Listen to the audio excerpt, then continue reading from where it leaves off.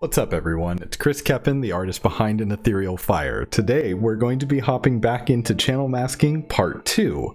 Let's get into it.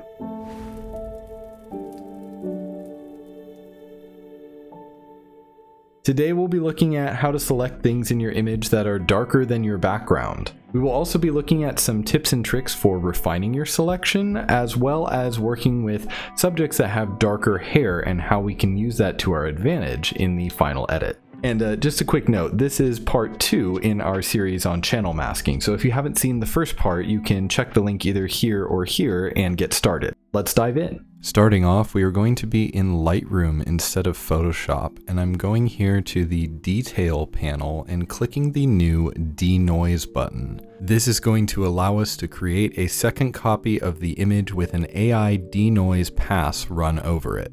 It also has a secondary use besides the noise reduction, which we are going to take full advantage of. Whether intentional or not, the Ai Denoise is actually going to increase the pixel density of small, thin hairs, allowing us to create an easier mask. Choose a value around 50 and click Enhance. Please keep in mind that this is only available in the latest versions of Lightroom, and you will not have access to this if you have not shot the raw image yourself and instead are working with a JPEG or a PNG. The resulting output will have a tag on it that is enhanced NR for noise reduction .dng or digital negative. Now, since this is a copy, we are not trying to make the image look good. Instead, we are looking for contrast between the subject and the background, whether that it's lighter or darker. Since these files have a very strong dynamic range, I often will crank up the shadows to +100. You will end up with 2 files, one of which will be your master copy, which you will use for your artwork, and the other which will be a reference copy, which you will create the mask from.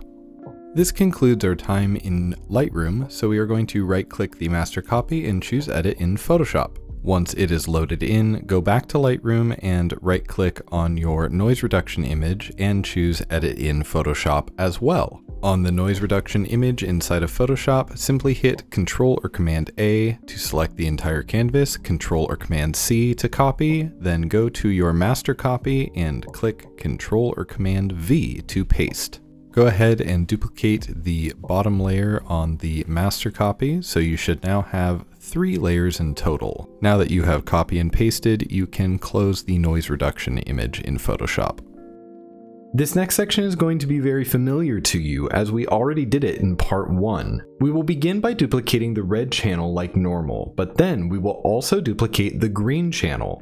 Please note that you could duplicate the red channel again or the blue channel, it doesn't matter because it is already black and white. I simply choose green because it is just one way for me to remember which is which. With the green channel, we will be inverting the image and selecting the shadows, and then loading those shadows into the red channel to create our final mask. Let's hop back in. Just like in part 1, we will be creating a black and white layer adjustment at the top of the layer stack. Begin to push and pull the color luminance sliders in order to create contrast between the subject and the background. As long as the tonal value of the background does not exactly match the subject, you are good to go. Head to your Channels tab and duplicate the red and then the green channel. With the green copy selected, press Command or Control I to invert the layer.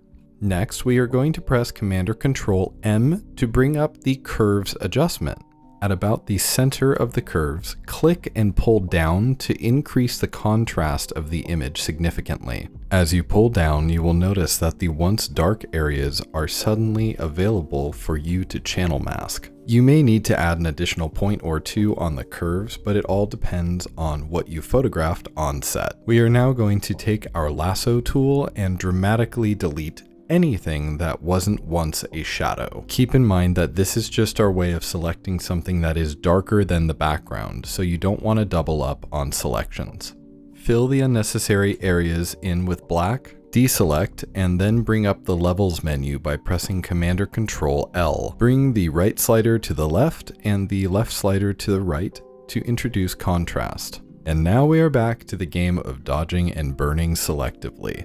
Use a 3% burn value for areas that are more delicate, and for areas of greater contrast, you can use a higher exposure number all the way up to 60%. When approaching the hair or translucent fabric, be mindful of fragments that are not connected to anything and remember to burn those away. You are selecting the shadows, so you are not looking for complete white on anything in this stage of the artwork. Feel free to adjust the levels once again and go in with the dodge tool to lighten areas that you know will be opaque, such as the legs or the body. We can now use this partial selection to fill in the red channel on what it is missing. To do this, simply Command or Control click on the thumbnail of the green copy. This will load it as a selection, which you can then use on the red copy to fill with white. We are now ready to create the final mask. Starting with levels and then moving to the dodge and burn tools, refine your mask just like in part 1. Remember that transparent objects need to be left as a light gray, whereas completely opaque objects, such as the body and the sword in this image, need to be completely white. Once finished, Control or Command click the thumbnail and load it as a selection. Choosing the layer just above your background, click the mask button. You are now done with the black and white layer adjustment, so feel free to delete that. Next, I'm going to clip the noise reduction layer to the masked layer, and then begin the final cleanup process. Now I'm going to show you a test case where I perfectly selected a black mesh fabric against a black background. Then we're going to dive in and look at different ways to clean up a mask in case it's not perfect on the first go. Let's hop back in. Starting off with adjusting the luminance values and then duplicating and inverting the layer. Next, I'm going in and using the lasso tool and getting rid of anything I don't want.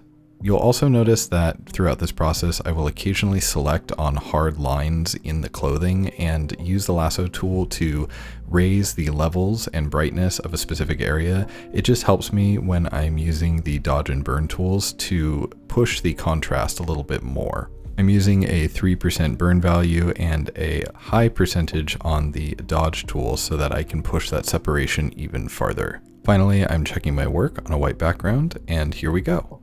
Let's talk about edge refinement. While masks do not need to be perfect, sometimes you will end up with these little edge artifacts that are 1 to 3 pixels wide. With translucent fabric, you can always dodge and burn since it's not pure black or white. But with opaque areas, they are already pure white, which means that they can't be burned away. One of the best fixes for this is to actually take your lasso tool and select the area that is opaque that you would like to push in by a few pixels. Now we are going to go to Filter, Other, Minimum. With the preserve set to roundness, choose a radius of 0.3 to 0.5 pixels. This will both push in and soften the edge of the mask. The best part is this is an easily repeatable action. Simply circle using the lasso tool and hit Ctrl-Alt-F to repeat the last filter used. Be wary of using this on hair or translucent fabrics as it will very quickly erase them from your selection. I will often use this on the same section multiple times by just hitting Ctrl-Alt-F 3 to 5 times in succession. For areas near translucence, you can actually use the blur tool on a relatively high strength and blur the mask itself. Then you can go in with the burn tool and push the mask down to the area that you'd like it to be in. In part 1, I mentioned that there was an advantage that people with darker hair have over those with lighter hair that specifically comes into play when you are cleaning up the mask. What is the difference between a dark background and someone's black hair? To the eye, it's absolutely no different, so you can actually go in with a very small brush and simply add in a few hair strands that could be the background and clean up the mask really easily.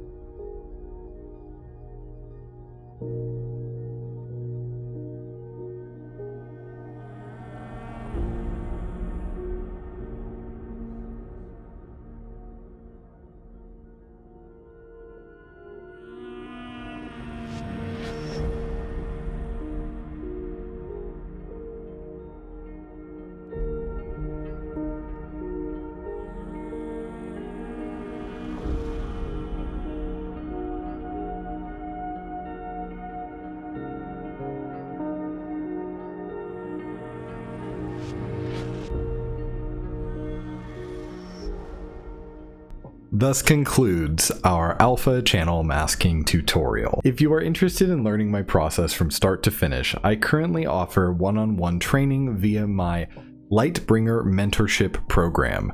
I will link that in the description down below. Thank you for joining me today. Next up will be a speed edit of an entire artwork from start to finish. I'm also curious what kind of tutorials you would like to see, so if you have an idea, leave a suggestion down in the comments for what my next series or video might be. Until then, I hope you get to create beautiful artworks, and feel free to tag me on Instagram if you happen to use any of my techniques in your pieces. I will talk to you very soon.